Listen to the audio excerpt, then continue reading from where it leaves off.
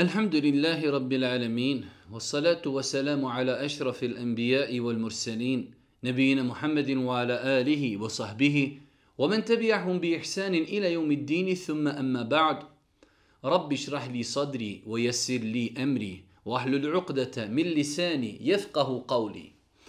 Doista svaka zahvala pripada uzvišenom Allahu tebareke ve ta'ala. Salavat mir i selam na Allahu poslanika, Allahog miljenika Muhammeda, alaihi salatu wasalam, njegovu časnu porodcu, njegove uzorte ashabe i sve ljude koji slijede put istine do sudnjega dana. Uvažena braćo, poštovane sestre, uvaženi gledatelji, evo nas u još jednoj emisiji, još jednom predavanju u kojim se družimo sa odabranim kuranskim ajetima. Kao što znate, mi se od mjeseca Ramazana družimo sa odabranim kuranskim ajetima. U početku smo uzimali, u svakoj emisiji smo obrađivali odabrane kuranske ajete iz jednog džuza. Nakon toga smo prešli na drugu metodu, a to je da pokušavamo da u svakoj emisiji odaberemo ajete iz jedne sure i da ih kratko komentarišemo. Večeras, evo, ako Bog da, družimo se sa odabranim ajetima sure El Qasas, kazivanja. Ova sura je 28. sura po redoslijedu mushafa, onako kako mi danas imamo mushaf. Mi se evo danas i sutra, ako Bog da, približavamo kraju druge trećine Kur'ana, odnosno 20. džuza. Hvala uzvišom Allahu subhanahu wa ta'ala, ostaje nam još 10 džuzeva ili 200 stranica do kraja Kur'ana. Znači, večera se družimo sa odabranim ajetima sure El Qasas, a to je 28. sura u Kur'anu. Ova sura je 49. sura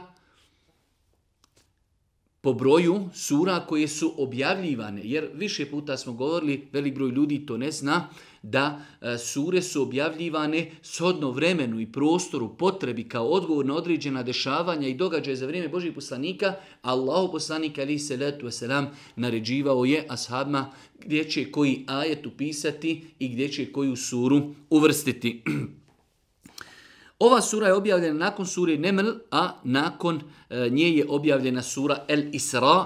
Ova sura ima 88 ajeta i po mišljenju većinskog dijela islamskih učenjaka ova sura je objavljena u Mekki.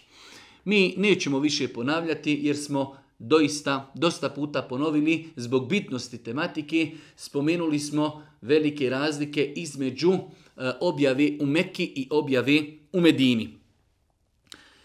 Sama ova sura, njeno ime El Qasas, dobila je ime po ajetu u kojem Musa alejhi salatu vesselam kada dolazi u Medjen kod svoga punca, budućeg punca, velik broj učenjaka kaže da je to Šuajb alejhi salatu vesselam, kada mu je ispričao šta se sve desilo, qasa alejhi al-qasas, kada mu je ispričao ono što se sve desilo sa njim, znači prije toga, pa je zbog toga ova sura i dobila naziv Qasas, kazivanje.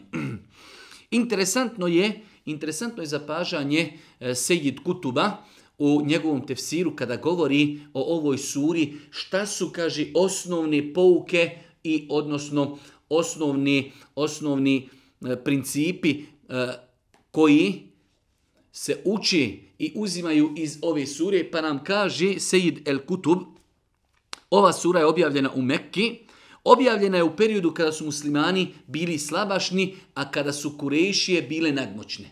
Znači, pazite, čak i taj moment je mnogo bitan, šta sura poručuje ljudima u vremenu u kojem se oni trenutno nalazi. Pa period Mekke je period kada su muslimani bili slabašni, a Kurejšije su imale fizičku i ekonomsku nadmoć nad muslimanima.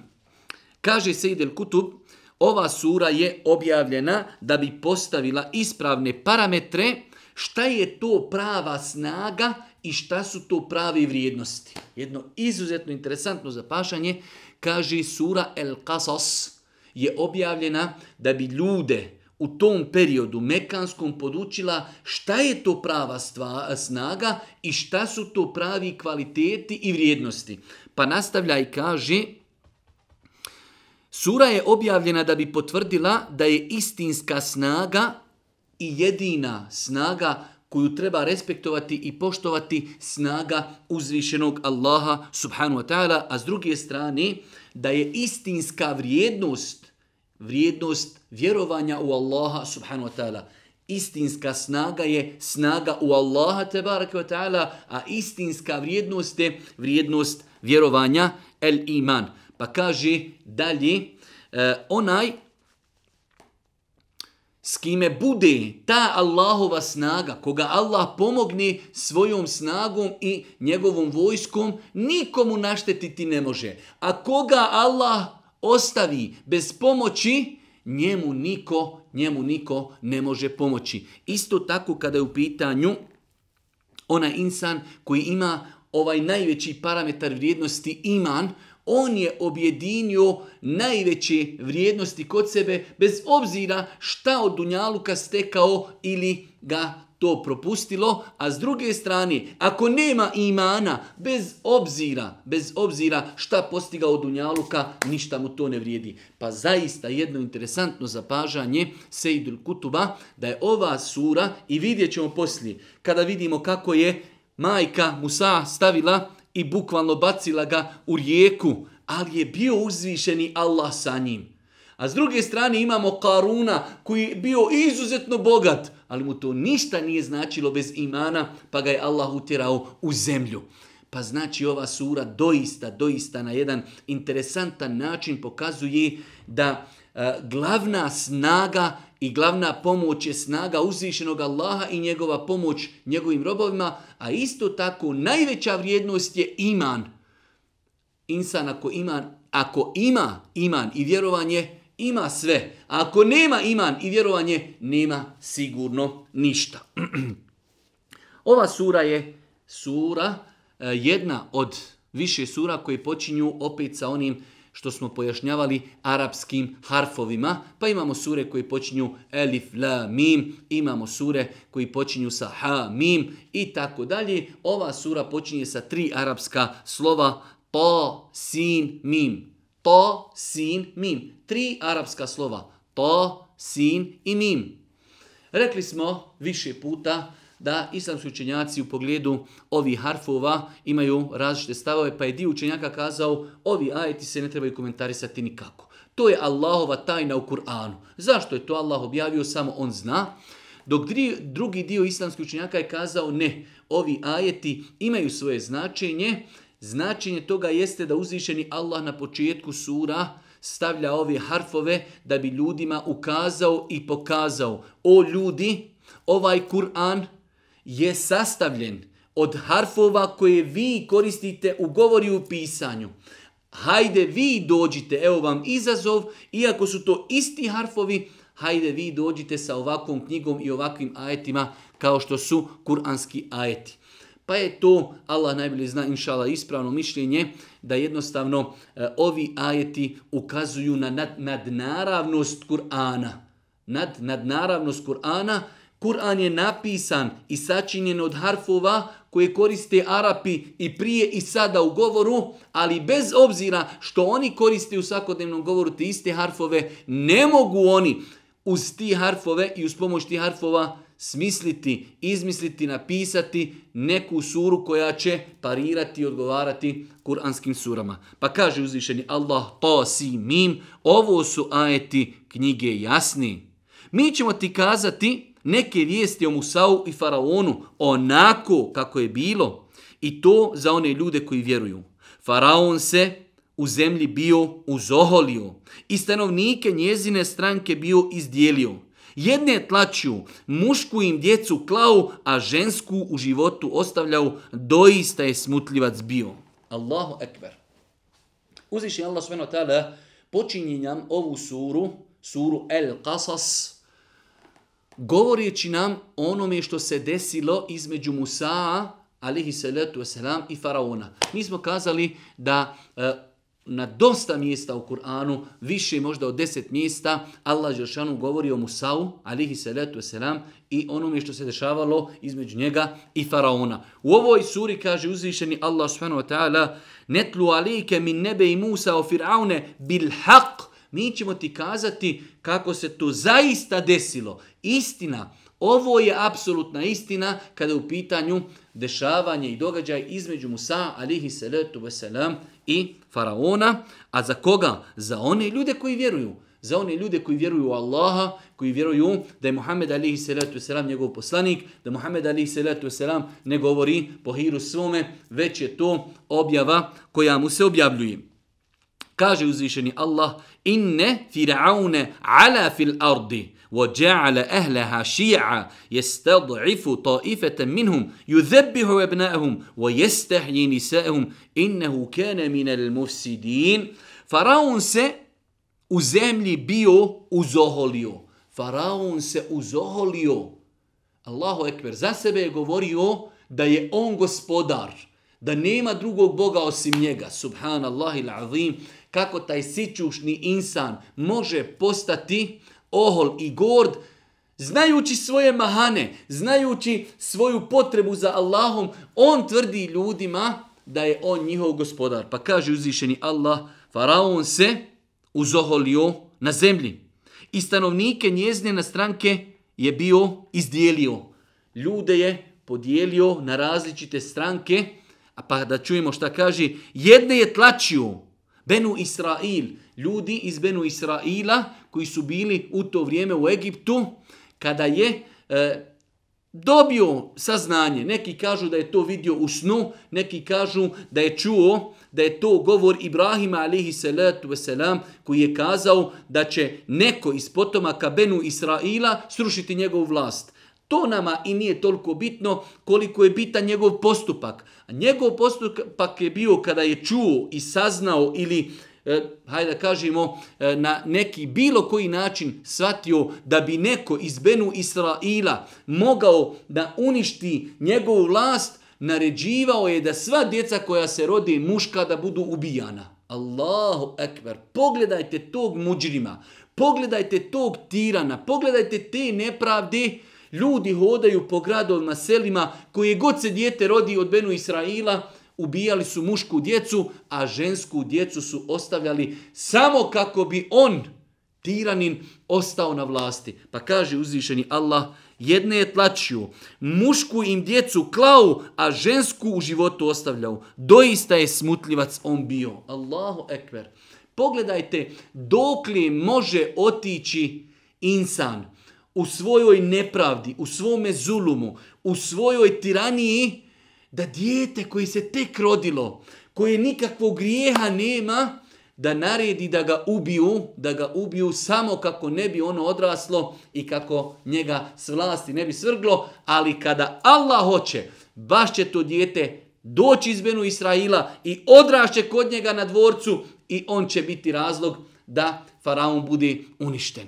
Pa subhanallahil azim, doista ovaj govor o faraonu i Musau alihi salatu wasalam nosi u sebi mnoge pouke i poruke. Pogledajte tog sićušnog insana, koliko se može uzoholiti, koliko može nepravdi činiti. Šta mislite koliko je majki zaplakalo za svojom djecom nakon što su ih rodile, nakon što su ih nosile, nakon što su prilikom porođaja tolike muke imale i da neko nakon toga dođe i da uzme i da ubije to dijete i da ga zakolji. Subhanallahil azim.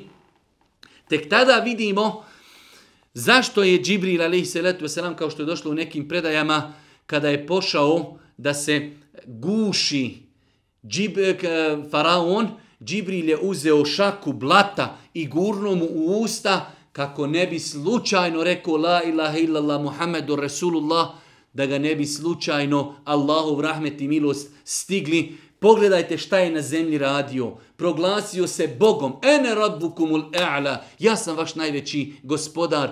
Ubijao je mušku djecu koja nisu nikakvog grijeha imali, samo kako bi on što duže na vlasti ostao. Nakon toga, u 7. ajetu, 8., 9. do 13. ajeta, Allah dželešanu govori kako se rodio Musa alejhi salatu vesselam i kako ga je uzvišeni Allah u toj tako teškoj situaciji sačuvao. Na način kako nama nikako ne može pasti na pamet, osim kada to pročitamo. Pa kaže uzvišeni Allah, i mi nadahnu smo Musaovu majku. Doji ga. A kada se uplašiš za njegov život, baci ga u rijeku i ne strahuj i ne tuguj. Mi ćemo ti ga doista vratiti i poslanikom ga učiniti. Allahu ekber. La ilaha illallah. Kako je ovo kazivanje plemenito?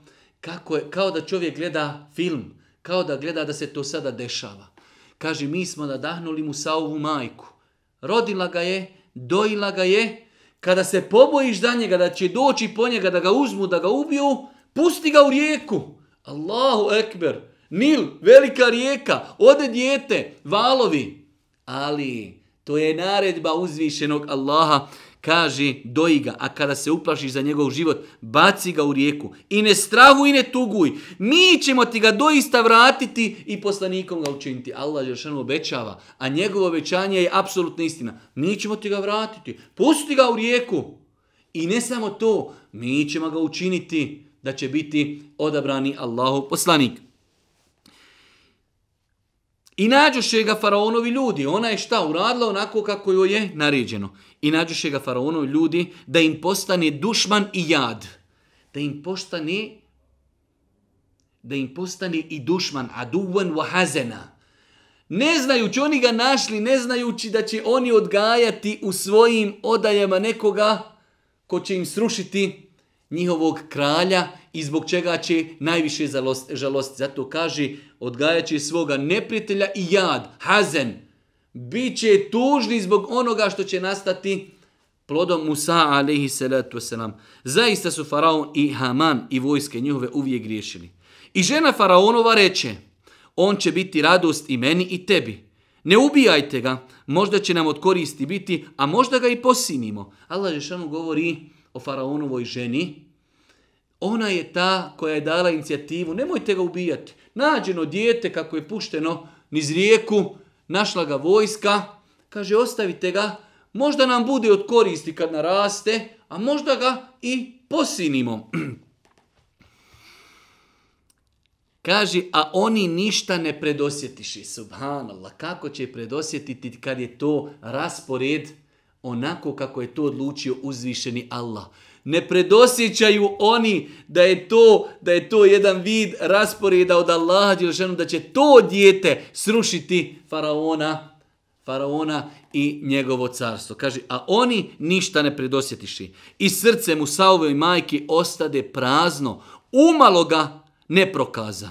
A mi srce njeno nismo učvrstili i vjernicom je učinili. Postalo je, kaže, srce Musaovi majke je prazno. Kažu mu fesiri, ona ni o čemu nije razmišljala, toliko je bilo žalo djeteta, samo Musau. Samo razmišlja gdje je, šta je. Allah joj obećao vratiti njeno dijete. Pustila ga u rijeku. Subhanallahil azim. Kaže, postalo joj srce prazno. Nema ništa drugom. I srce Musaovi majke ostade prazno. Umalo ga ne prokaza. Malo je falilo da ona ode i da kaže, znači kod faraona i njegovi, da rekli, to je moje dijete, ja sam ga pustila u rijeku. Znači, tolika je bila njena ljubav za njim. Ali, poslušajmo dalje. Da mi srce njeno nismo učvrstili i vjernicu mi učinili. I onda reče sestri njegovoj. Reče majka Musaova, sestri Musaovoj, alejhi salatu wasalam, idi za njim. I ona ga ugleda izdaleka, a oni nisu bili ništa primijetili. A mi smo mu već bili zabranili dojilje, pa ona reče, hoćete li da vam ja pokažem porodcu koja će vam se o njemu brinuti i koja će mu dobro željeti. Poslala je majka sestru Musaovu, idi, prati, vidi, gdje će ga rijeka odnijeti. Pa je ona iz daljine vidjela da su ga oni našli, a Allah dželešanu, pogledajte kada Allah dželešanu nešto priprema. Kada smo govorili o Jusufu alejhi salatu vesselam, bačen u bunar, ali ga Allah priprema za nešto veliko. Bačen u zatvor, ali ga Allah priprema za nešto veliko. Kralj za vrijeme Jusufa alejhi selam vidio 7 krava, ne zna niko protumačiti. Allah priprema nešto za Jusufa. I ovdje Allah dželešanu zabranio Da, zabranio. Neće Musa a.s. da jede mlijeko ni jedne ženi. Dovedi koliko hoćeš žena koje su imale mlijeka, neće ni jedno. Tada dolazi na scenu njegova sestra i kaže, hoćete li da vam ja ukažem na jednu ženu, nek proba kod nje da jede. Oni će čuvati to vaše dijete. Njegova majka, kada su donijeli dijete, svakako da je dijete prepoznalo svoju majku po mirisu, pa je počelo da jede, pa je Allah dželešanuhu vratio Musa alihi salatu wasalam njegovoj majci, pa kaže uzvišeni Allah, a mi smo mu već zabranili dojilje. Pa ona reče, njegova sestra, hoćete li da vam ja pokažem porodcu koja će vam se o njemu brinuti i koja će mu dobro željeti? I vrati smo ga majci njegovoj da se raduje i da ne tuguje i da se uvjeri da je Allahovo obećanje istina, ali većina njih ne zna. Allahu ekber. Kako lijep događaj. Događaj koji nosi u sebi toliko pouka i toliko poruka. Allahu ekber. Na početku Allah dželešanu kaže i nadahnuli smo Musaovu majku, doji ga, hrani ga, kada se pobojiš za njega, uzmi ga u bešiku i pusti u vodu. Subhanallahil azim, ali kada je uzvišeni Allah uz njega, bebica, maleno dijete, ne zna plivat ništa, ali je uz njega uzvišeni Allah, onaj uzvišeni Allah koji je bio sa Božjim poslanikom alejhi salatu vesselam kada je činio hidžru, kada je bio u onoj pećini sa Ebu Bekrom, pa kada su došli Kurejšije, pa se Ebu Bekr malo i ustrašio, kaže Allah poslanik, o Ebu Bekre, šta misliš o dvojici s njima? Dvojicom je treći uzvišeni Allah. Šta misliš o Musau? A sa njim je uzvišeni Allah i njegovi ga meleki čuvaju.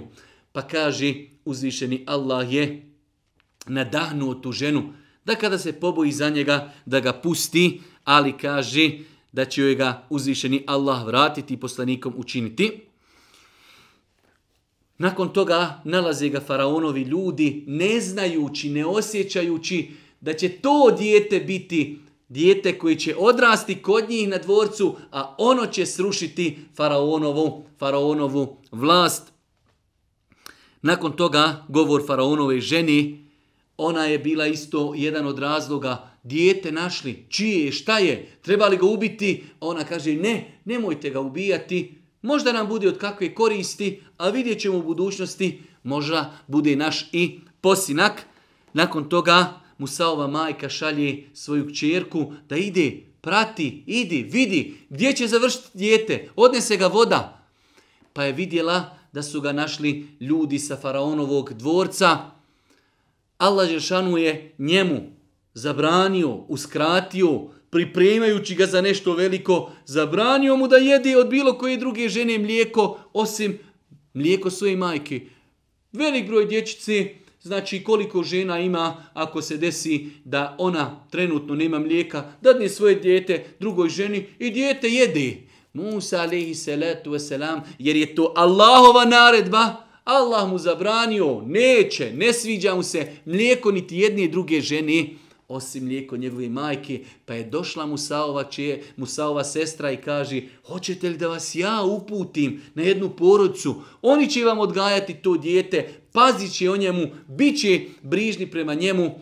Pa kaže uzvišeni Allah na kraju, i vrati smo ga majci njegovoj da se raduje i da ne tuguje i da se uvjeri da je Allahovo obećanje istina, ali većina njih ne zna. Allahovo obećanje istina.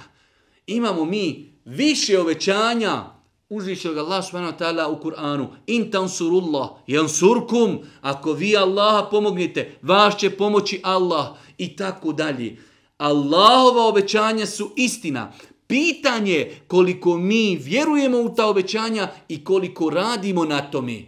Pa vidimo uzvišeni Allah je obećao majci Musaovoj da će joj vratiti dijete i u kratkom periodu ono se i vratilo svojoj majci.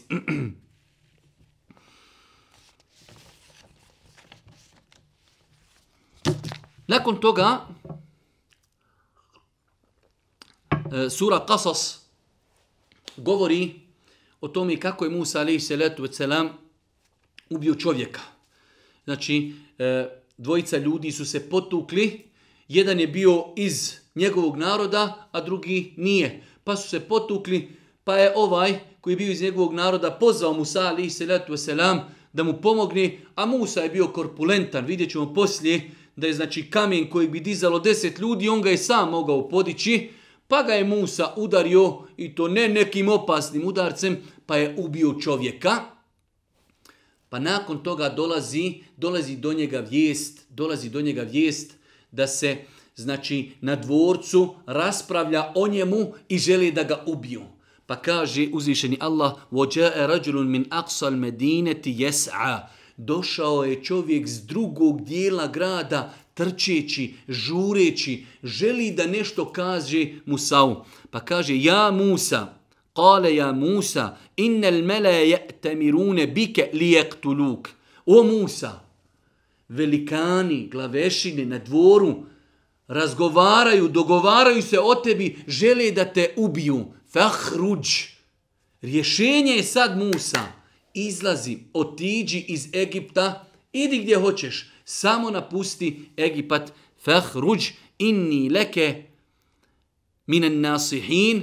Idi, ja sam ti doista otvoreni prijatelj i ahbab, savjetnik. Znam šta sam čuo sam, želi da te ubiju, idi, napusti ovo mjesto. Nakon toga, Kur'an nam govori o jednoj novoj fazi Musaovog života, a to je njegov odlazak u Medjen. Medjen, kao što kažu historičari, to je jedno mjesto blizu Tebuka. Blizu Tebuka, kažu, grad se zove Beda. 220 km od Tebuka, u sjeverozapadnom dijelu Saudijske Arabije prema Jordanu, zove se grad El Beda. 220 km od Tebuka, mjesto koje se prije historijski zvalo Medjen. Pa je Musa alejhi salatu vesselam iz Egipta otišao u pravcu Medjena, pa da čujemo to, znači njegov odlazak u to mjesto. وَلَمَّا وَرَدَ مَاءَ مَدْيَنَ وَجَدَ عَلَيْهِ أُمَّةً مِنَ النَّاسِ يَسْقُونَ. I kada se uputi prema Medjenu, on reče: Gospodar moj će mi pokazati pravi put. A kada stiže do vode Medjenske, zateče oko nje mnoge ljude kako napajaju stoku. A malo podalje od njih ugleda dvije žene koje su svoju stoku od vode odbijale. Šta vi radite, upita Musa. Mi ne napajamo dok čobani ne odu, odgovoriše one. A otac nam je veoma star čovjek. I on im je napojio stoku, a onda ode u hladovinu i reče: Gospodaru moj, ma kakvu mi hranu dao, zaista sam gladan i mnogo mi je potrebno. I jedna od njih dvije dođe mu, poslije, idući stidljivo, reče: Otac moj te zove da te nagradi zato što si nam stoku napojio. I kada mu on dođe i kaza mu šta je doživio, on mu reče: Šuajb, ne strahuj, spasio si se naroda koji ne vjeruje. O oče moj, reče jedna od njih, uzmi ga u najam, najbolje da unajmiš snažnog i pouzdanog. Ja želim da te oženim jednom od ove dvije kćeri moje, reče on. Ali trebaš me 8 godina služiti, a ako 10 napuniš, bit će dobra volja tvoja, a ja ne želim da te na to silim. Ti ćeš vidjeti, ako Bog da sam dobar. Neka bude tako između mene i tebe, reče Musa, koji god od ta 2 roka ispunim, nema mi se šta prigovoriti, a Allah je jamac za ono što smo utanačili. Allahu ekber. Kako jedna lijepa scena u suri El Qasas, koja opet nosi u sebi mnoge pouke i poruke, jer svako ukazivanje ima nešto o čemu mi treba da razmislimo i da iz toga uzmemo pouke i poruke za svakodnevni život. Pa vratimo se kratko da pogledamo i da prokomentarišemo kratko ove ajete. Kaže uzvišeni Allah: a kada stiže Musa do vode Medjenske. Rekli smo da je Medjen jedno mjesto, sjeverozapadni dio Saudijske Arabije, kod Tebuka, na granici između Tebuka i Jordana, mjesto u današnje vrijeme se grad zove Beda. Beda, 220 km od Tebuka. A kada stiže do vode Medjenske, zateče oko nje mnoge ljude kako napajaju stoku. A malo podalje od njih ugleda dvije žene koje su svoju stoku od vode odbijale. Interesantna situacija. Mjesto gdje su ljudi napajali stoku, došao je, vidio je da ljudi mnogi, pošto kažu i danas dan da stanovnici tih mjesta mnogo se bavi stokom, a i prije su ljudi se bavili stokom, dolazili su na mjesto gdje je bilo vode da napoje svoju stoku. Kada je on došao, vidio je neku čudnu situaciju, a to je svi ljudi su pojili stoku sin dvije djevojke koje su svoju stoku odbijale, dok svi drugi odu. Pa će one zadnje doći, ono vode što ostane, da one nahrane i da napoji svoju stoku. Pa Musa alejhi selatu vesselam bio je dobročinitelj, bio je korpulentan, želio je da uradi neki hajr, pita njih dvije, kaže šta je s vama? Zašto vi svoju stoku odbijate od tuđe stoke? Šta vi radite, upita on. Mi ne napajamo dok čobani ne odu, odgovoriše one. A otac nam je veoma star. Mi imamo oca, on je star, muškarac. Mi smo žene, djevojke, ne želimo da se miješamo sa muškarcima, ne želimo da se guramo, slabašne smo, čekamo dok oni napoji svoju stoku, nakon toga ono što ostane mi damo svojoj stoci. Pa je Musa alejhi salatu vesselam, kaže uzvišeni Allah, feseqa lehuma, pa je on uzeo njihovu stoku, odveo ih, pogurao se, zagrabio vode. Kaže se da su ljudi znali na taj bunar staviti veliki kamen kako niko ne bi mogao uzimati vodu. Musa alejhi salatu vesselam, kao što stoji u tefsirima, sam je uzeo taj kamen, sklonuo ga je, zagrabio vode stoki od te dvije djevojke i vratio im njihovu stoku, one su otišle. Musa alejhi salatu vesselam dok je došao iz Egipta nije bio spreman za putovanje, bio je izuzetno gladan, istrošen, pa kaže gospodaru moj, ma kakvu mi hranu dao, doista mi je potrebno. Ja rab, samo me opskrbi. Ne znam kako i na koji način, ali mi je bitno da mi nešto daš od opskrbe jer sam mnogo gladan. Pa uzvišeni Allah subhanahu wa ta'ala, pogledajte kako priprema Musa'u alejhi salatu wasalam priliku i situaciju. Uradio dobro, a zbog tog dobra će biti nagrađen, pozvan i na večeru i oženiti se i pripremati se za ponovni povratak u Egipat. Pa kaže, i jedna od njih dvije dođe mu poslije, idući stidljivo i reče. Idući stidljivo, a i stidljivo reče. Jedna od one dvije djevojke kojima je on napojio stoku dolazi stidljivo govori i kaže, otac moj te zove da te nagradi zato što si nam stoku napojio. Allahu ekber. Pogledajte dobrih ljudi. On čini dobročinstvo njima, on je stranac, došao gladan, izmoren, musafir. Oni ga zovu bujrum, dođi da te nagradimo za dobro koje si ti uradio nama. To treba da bude životna praksa svakog insana. Kada mu neko uradi dobro djelo, da se trudi, da pokuša da mu uzvrati na najbolji mogući način. I kada mu on dođe i kaza mu šta je doživio, on reče, ne strahuj, spasio se naroda koji ne vjeruje. Po velikom broju učenjaka,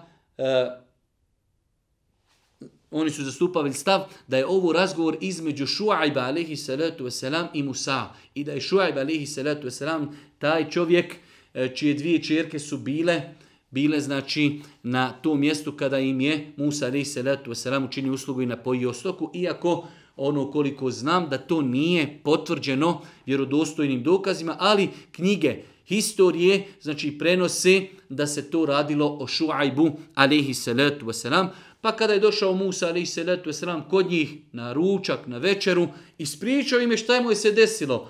Bio sam u Egiptu, desilo se tako da su se dvojica ljudi potukli, ja sam jednom želio da pomognem, u svemu tome ubio sam nehotice čovjeka, pa se na dvorcu faraonovom dogovarali da mene ubiju, ja sam izbjegao, došao sam evo kod vas. Pa mu kaže Šuajb alejhi salatu wasalam, ne strahuj, spasio se naroda koji ne vjeruje. Nakon toga, pogledajte, ove djevojke znaju da je njihov otac iznemogao star, vidjele su korpulentnost, ljepotu, ahlak iskrenost, jačinu Musa alejhi salatu vesselam, pa jedna od njih reče: o oče moj, reče jedna od njih, uzmi ga u najam, najbolje da unajmiš snažna i pouzdana. Uzmi ga kod nas, plati mu, nek radi, nek nam pomaže, jer vidiš da je on jak i vidiš da je povjerljiv. Kaže se u knjigama tefsira da je otac pitao svoju ćerku, a kaže kako znaš da je jak i kako znaš da je povjerljiv. Kaže što se tiče snage, on je podigao kamen kojeg treba da podigne 10 ljudi, treba pa da odmakne kamen da bi se došlo do bunara. Jak je. A što se kaže tiče povjerenja, kada sam ja došla po njega da ide kod nas kući da ga nagradimo, kaže počeo je puhati vjetar pa se njena odjeća prelijepila za njeno tijelo, znači oslikavali se znači organ njenog tijela, pa Musa alejhi salatu vesselam iz stida prema njoj kazao je: pusti mene da ja idem prvi ispred tebe. Kako znači ako ona ide ispred njega, pokazuje mu gdje je njihova kuća, puše vjetar, oslikava se njeno tijelo, pa kaže Musa alejhi salatu vesselam: pusti, ja ću ići prvi, a ti mi iza mene govori gdje da skrenem. Čak joj je u nekim predajama rekao: baci kamenčić, ako trebam skrenuti u neku ulicu desno, ti baci kamenčić desno, ako treba lijevo, baci kamenčić lijevo, ja ću skrenuti desno ili lijevo. To je nešto što ne postoji u hadisima Božjeg poslanika, već su to stvari koje su zabilježene u tefsirima, ali je tačno da je ona rekla svome ocu: iznajmi onoga koji je jak i koji je povjerljiv. A kako je ona spoznala njegovu jačinu i povjerenje, Allah subhanahu wa ta'ala najbolje zna. Kaže nakon toga Šuajb alejhi salatu vesselam, obraćajući se Musau, kaže: ja želim da te oženim jednom od ove dvije kćeri. Allahu ekber. Pogledajte dobrote tog insana. Shvatio je ko je taj čovjek, shvatio je da je to dobar insan, da je moralan insan, kvalitetan. Kaže: ja želim da te oženim sa jednom od moje dvije kćeri. Nažalost, u današnje vrijeme roditelji mogu gledati da kćerka ode sa momkom u diskoteku, mogu gledati da ode sa njim na more, mogu gledati da ona ode kod njega heftu dana da živi, a nisu se uzeli. Eto, žive oni taj svoj neki džahilski i zapadnjački život. Nisu se uzeli, ali su zajedno. Imaju intimni kontakte, putuju i tako dalje. Ali istim ti njemim roditeljima bila bi sramota da vide nekog moralnog, lijepog dječaka ili omladinca ili momka da mu kažu: hajde sine, dođi, upoznaj se sa našom kćerkom, pa možda se svidite jedno drugom, pa da je uzmeš sebi za suprugu. To bi bila sramota. Čuj to da ja ponudim svoju kćerku nekomi. Nije sramota da ide u diskoteku. Nije sramota da bude trudna. Nije sramota da bludniči. Nije sramota da ne znamo gdje je. Nije sramota da ide na more. Ali je sramota da na častan i čedan način svoju kćerku preporučimo nekom moralnom momku.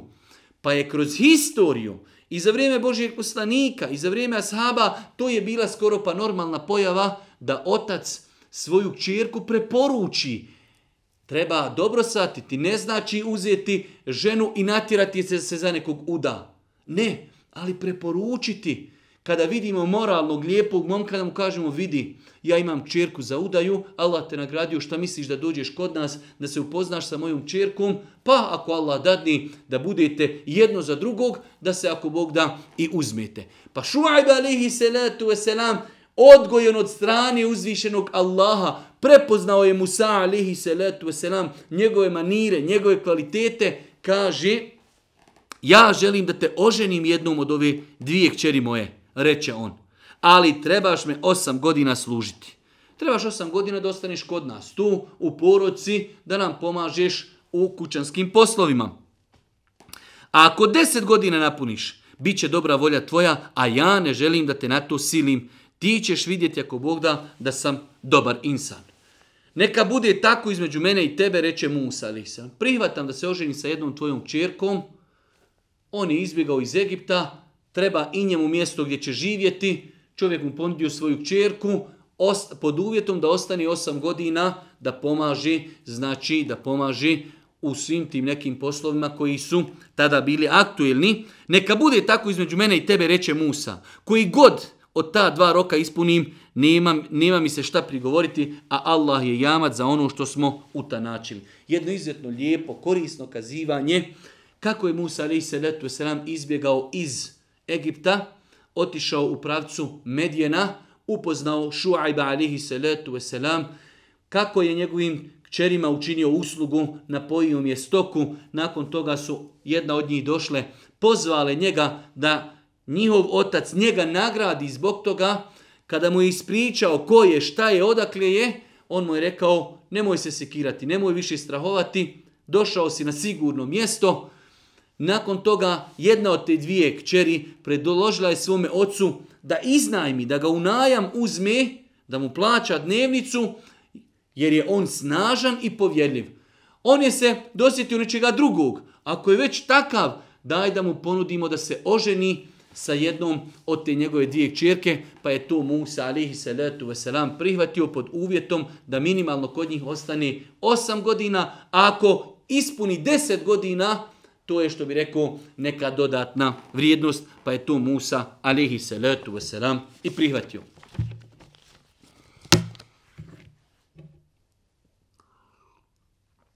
U 60. ajetu Allah subhanahu wa ta'ala opet postavlja jednu kuransku formulu, nevezano više za Musa i Faraona, iako ćemo imati poslije još govor o Karunu. Kaže uzvišeni Allah: وَمَا أُوتِيتُم مِّن شَيْءٍ فَمَتَاعُ الْحَيَاةِ الدُّنْيَا وَزِينَتُهَا وَمَا عِندَ اللَّهِ خَيْرٌ وَأَبْقَى أَفَلَا تَعْقِلُونَ. Sve što vam je darovano samo su naslade i ukrasi u životu na ovom svijetu, a ono što je u Allaha bolje je i trajno je. Zašto se ne opametite? Allahu ekber. Insan živi na dunjaluku, trči, leti, pokušava da uradi, da zaradi, da izgradi i tako dalje. Nije ništa sporno, ali je sporno ako to sve radimo na uštrb onoga što od nas traži naš gospodar. Ne smijemo dati prednost dunjaluku nad ahiretom. Ne smijemo to što idemo za nafakum da zaboravimo na sabah namaz. Ne smijemo, ako želimo da napravimo kuću i kupimo auto, da zaboravimo kako i na koji način stičemo imetak. Moramo ga sticati na halal način i ne smije nas to odvesti od Allaha i njegovih granica. Pa kaže uzvišeni Allah: وَمَا أُوتِيتُم مِّن شَيْءٍ فَمَتَاعُ الْحَيَاةِ الدُّنْيَا وَزِينَتُهَا. Sve što vam je darovano samo su naslade i ukrasi u životu na ovom svijetu. Sve su to ukrasi. Otićete, ostavit ćete. Sve su to ukrasi, a kaže, a ono što je u Allaha bolje je i trajnije je. Allahu ekber. 2 opisa. Hajrun wa ebqa. Ahiret je ahiret. Onaj svijet je bolji i vječan. Ovaj je slabiji i kratkotrajan. Ima 2 mahane. Otićemo, ostavit ćemo ga, a njegova vrijednost prema džennetu je ništa. Pa insan vjernik treba, ne smije da dopusti da ga šejtan zavede da proda vječni ahiret i njegova uživanja za dunjaluk i prolazna dunjalučka uživanja. Kaže uzvišeni Allah na kraju ovog ajeta: Efele ta'qilun. Hoćete li se opametiti? Je li moguće da ima ljudi koji ne shvataju, koji ne vjeruju? Dunjaluk je tu pored nas. Imamo mezarluke, imamo greblja, ljudi ukopani, ljudi umiru, ostavljaju iza sebe sve što su radili. Njihovi nasljednici dijeli njihovu imovinu, troše je kako hoće. Možda insan trči, ide za dunjalukom, ostavlja namaze, krade, vara i sve to ostavi. On će zbog toga polagati račune, a njegovi nasljednici to potroši za heftu dana. Efela ta'qilun. Hoćete li se opametiti? Hoćete li razumjeti stvarnost, činjenično stanje? Ahiret je vječnan, dunjaluk je prolazan. Nakon toga u 67. do 70. ajeta kaže uzvišeni Allah: فَأَمَّا مَنْ تَابَ وَآمَنَ وَعَمِلَ صَالِحًا فَعَسَى أَنْ يَكُونَ مِنَ الْمُفْلِحِينَ وَرَبُّكَ يَخْلُقُ مَا يَشَاءُ وَيَخْتَارُ مَا كَانَ لَهُمُ الْخِيَرَةُ سُبْحَانَ اللَّهِ وَتَعَالَى عَمَّا يُشْرِكُونَ. A onaj ko se bude pokajao i ko bude vjerovao i koji bude dobra djela činio, on će postići ono što želi. Aha, Da vidimo ko su to oni koji će postići ono što želi. I na dunjalku i na ahiretu. A onaj ko se bude pokajao. Mi non stop govorimo, vrata pokajanja su otvorena 24 sata. Bez obzira kakve grijehe insan radio, bujrum, vrata pokajanja otvorena 24 sata. Nema grijeha kojeg Allah neće oprostiti ako se insan istinski pokaji, istinski vrati, istinski odluči da više neće to činiti. Pa kaže uzvišeni Allah, fema men tabe, a onaj ko se bude pokajao i koji bude vjerovao i koji bude dobra djela činio. Aha, pokajanje, vjerovanje i dobra djela u redu. Radio sam grijehe, nisam znao, pokajao se, ostavio, sad idem, vjerujem i sad radim dobra djela. Pa kaže uzvišeni Allah, a onaj ko se bude pokajao i koji bude vjerovao i koji bude dobra djela činio, on će postići šta želi. Gospodar tvoj stvara šta hoće i on odabire šta hoće. Oni nemaju pravo na izbor. Oni nemaju pravo na izbor. Uzvišeni Allah je stvoritelj zemlje i nebesa. On stvara šta hoće i odabire šta hoće. Šta ovo znači stvara šta hoće i odabire šta hoće? On stvara insana u kakvom obliku hoće. On odabire koga hoće. Meka je sveta. Ja bi volio da mi imamo u Bosni sveto neko mjesto, neko dovište. Nema. Jer je Allah taj koji stvara šta hoće i odabire šta hoće.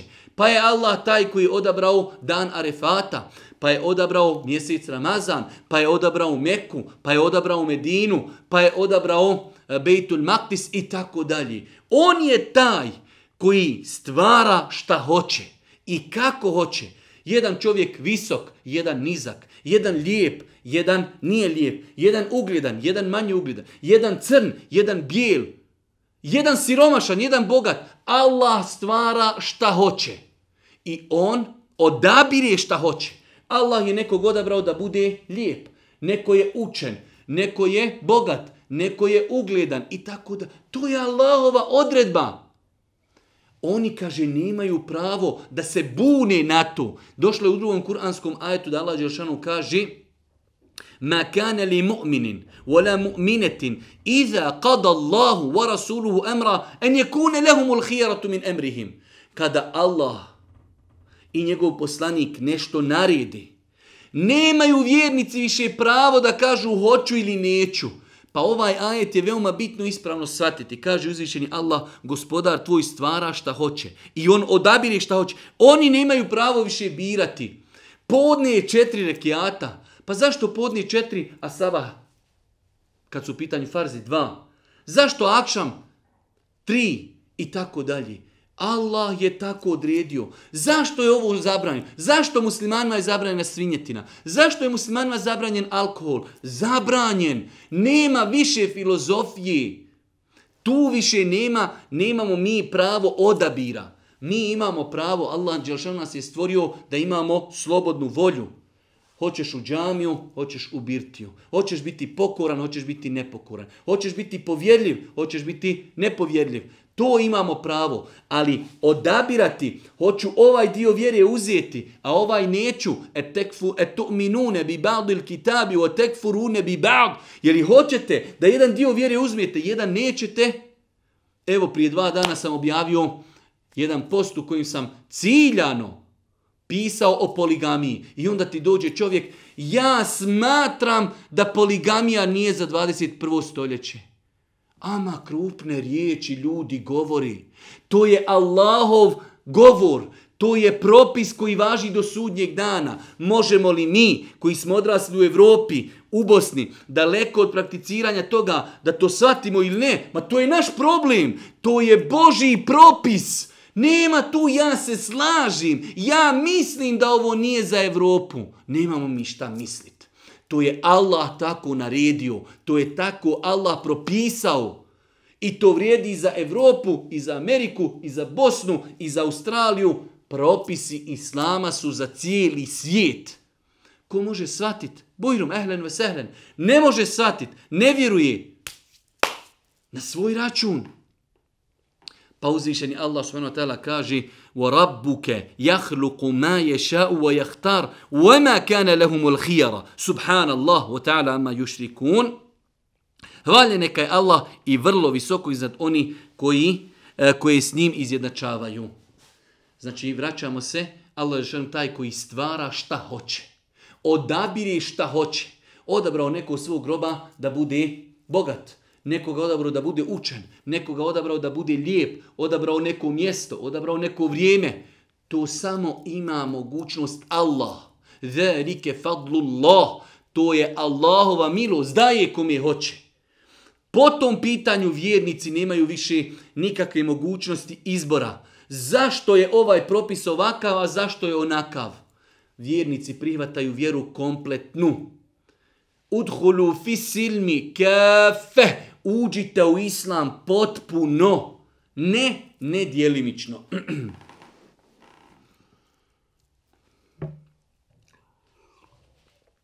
Nakon toga, u 76. i 7. ajetu pa do 84. uzvišeni Allah subhanahu wa ta'ala govori nam o Karunu. Karun je osoba koja je živjela za vrijeme Musa alejhi salatu vesselam, bio je iz Musaovog naroda. Znači, u to vrijeme u Egiptu su bili ljudi koji su bili iz Faraonovog naroda, a bili su dole i ljudi koji su živjeli iz Benu Israila. Pa je Karun bio jedan od ministara, pomoćnika Faraonovi, ali je bio iz naroda Musaovog. Ali je bio izuzetno bogat kao rijetko ko u historiji čovječanstva. Pa da čujemo događaj sa Karunom koji nam je mnogo potreban u današnje vrijeme. Kaže uzvišeni Allah: Inne Karune kane min qavmi Musa febega alejhim. Karun je iz Musaova naroda bio. Bio je znači od Benu Israila. Pa ih je tlačio. On je imao vlast, imao je novac, tlačio svoj narod koji živi u Egiptu. A bili smo mu dali toliko blaga da mu je ključeve od njega teško moglo nositi gomila snažnih ljudi. Allahu ekber. Kaže Allah, mi smo mu dali. Allah je taj koji daje rizki na faku kao iskušenje. Govorili smo o tome više puta kroz ova naša predavanja. Nafaka, rizk je iskušenje. Kaže Allah, mi smo mu dali, Allah mu je dao toliko nafake, da samo ključeve njegovih riznica trebala je grupa snažnih ljudi da nosi. Allahu, ne njegove riznice. Ključeve njegovih riznica trebalo je da nosi skupina i grupa snažnih ljudi. Pa kaže, Karun je iz Musaova naroda bio, pa ih je on tlačio. A bili smo mu dali toliko blaga, da mu je ključeve od njega, od blaga, teško moglo nositi gomila snažnih ljudi. Gomila snažnih ljudi teško bi nosila ključeve od njegovih riznica. Jeste li čuli ikad za ovakvo bogatstvo? Jeste li čuli ikad za bogatstvo čovjeka čije bogatstvo je toliko da ključeve samo od njegovih riznica teško bi nosila gomila jakih ljudi? Allahu ekber. Da vidimo sada šta se dešava sa Karunom. Ne budi obijestan jer Allah ne voli one koji su obijesni. Ljudi su mu govorili, izlazio je, znači sprovodio se nad svojim narodom, tlačio ih, bio obijestan, bogat, ne može mi niko ništa, pa mu ljudi kažu, nemoj bolan biti obijestan, i ti si samo insan ko insan, vidjet ćemo kako će Faraon završiti, utopljen, kako će Karun završiti, nemoj biti obijestan, budi zahvalan Allahu. Allah ne voli obijesne, pa kažu mu, ne budi obijestan, jer Allah ne voli one koji su obijesni. Govorili smo ljudi iz naroda njegova. I nastoj da time što ti je Allah dao stekniš onaj svijet, a ne zaboravi ni na svoj udio na ovom svijetu. I čini drugima dobro kao što je Allah tebi dobro učinio i ne čini nered po zemlji, jer Allah ne voli one koji nered čini. Pogledajte bratske savjete ljude koji su bili oko njega. Šta mu savjetuju? Prva stvar kažu, nastoj da time što ti je Allah dao stekniš onaj svijet. Eto, imaš puno imetka. nastoj da tim imetkom stekneš i zaslužiš ahiret.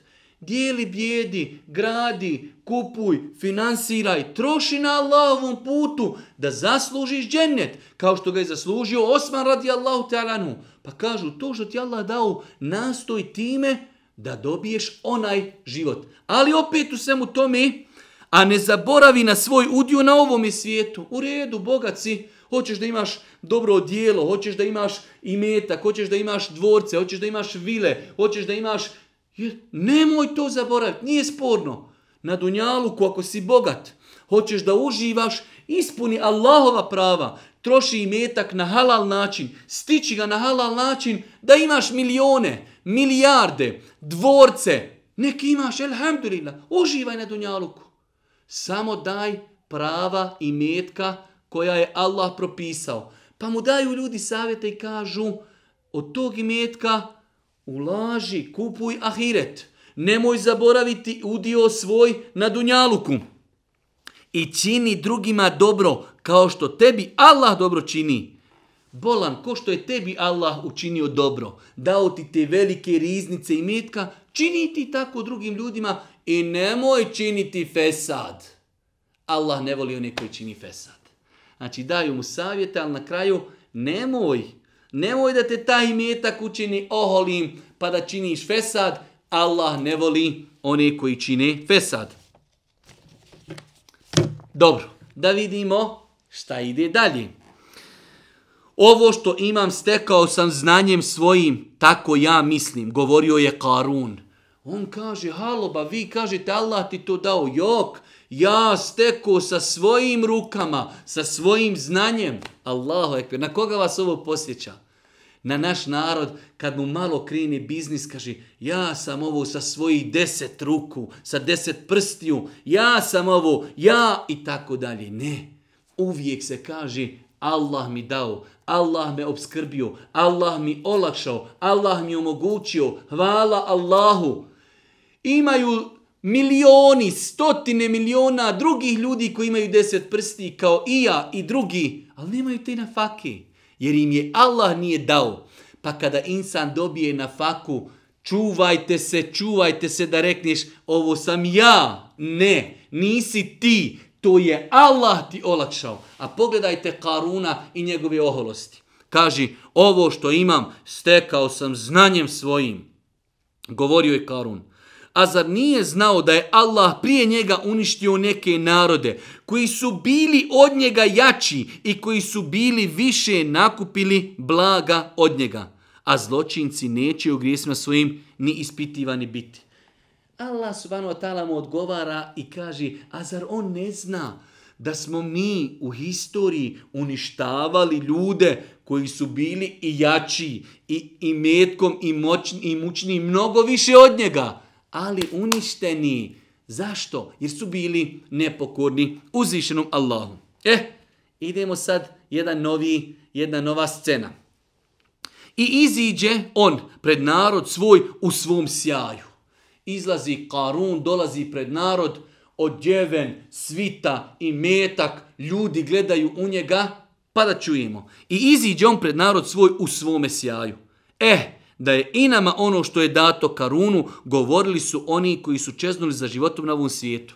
Imate ljudi gladni, žedni, samo da im je, da je nama, kaže, ovako ko što ima Karun. Dobro, da čujemo. On je uistinu presretan. Kažu da je nama, on je uistinu presretan. Tako i mi danas. Čovjek ima benzinsku, ima hotel, ima pare, ima firmu. Da je imeni, on je sretan, kako njemu ide sve i tako dalje. Da čujemo dalje.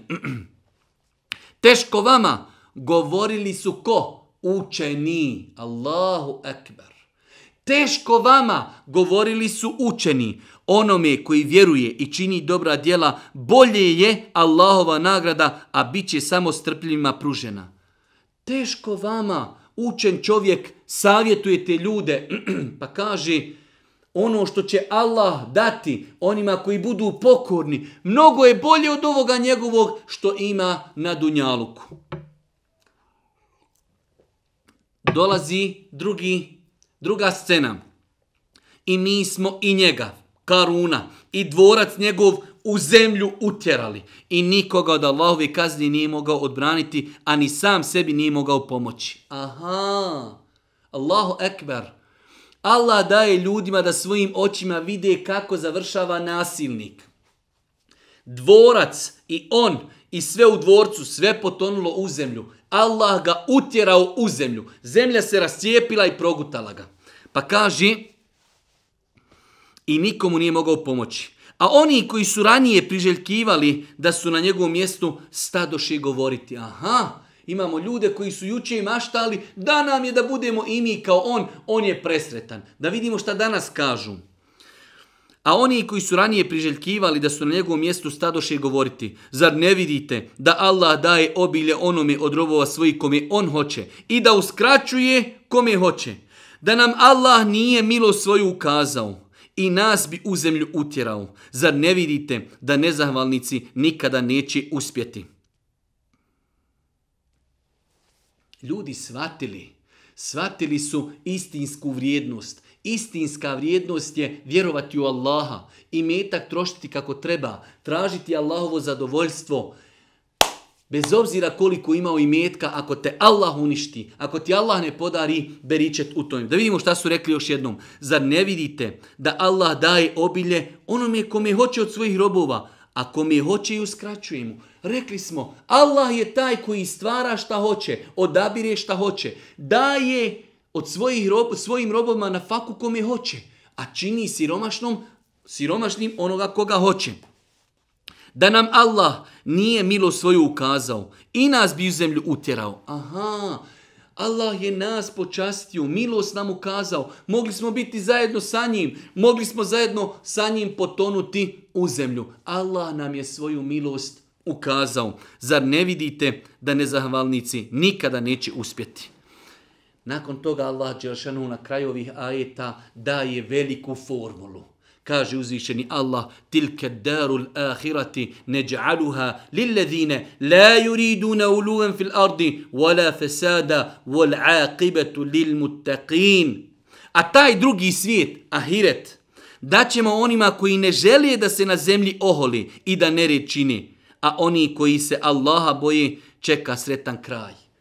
Ovo je formula dunjalučkog uspjeha. Kaže uzvišeni Allah subhanahu wa ta'ala, tilke darul ahirati neđa'aluha lillezine la yuriduna uluvan fil ard wala fesada wal aqibetu lil muttaqin. Taj drugi svijet daćemo onima koji ne žele da se oholi na zemlji. Prva stvar. Kome će Allah dati ahiret? Onome ko nije ohol na dunjaluku. I onima koji nered ne čine, a oni koji se Allaha budu bojali, njih čeka prava sretan kraj. Njih čeka sretan kraj. Pa su ovo tri glavna svojstva, tri formule uspjeha na dunjaluku. Da ljudi ne budu oholi, da ne čine fesad i da budu bogobojazni. Da ljudi ne budu oholi, da ne čine fesad na zemlji i da budu bogobojazni, da se boje uzvišenog Allaha subhanahu wa ta'ala. U svakom slučaju, evo mi smo došli i do kraja ove jedinstvene, veličanstvene sure iz koje je zaista bilo i teško izdvojiti ove ajete koje ćemo komentarisati i iz njih određene pouke i poruke uzeti. Allaha dželešanu molimo da nas učesti na putu istine. Molimo vas subhanahu wa ta'ala da nam bude milostiv na sudnjem danu. Molimo vas subhanahu wa ta'ala da nam oprosti grijehe i na kraju subhaneke Allahumma wa bihamdike ešhedu in la ilaha illa anta astaghfiruke wa atubu ilejk.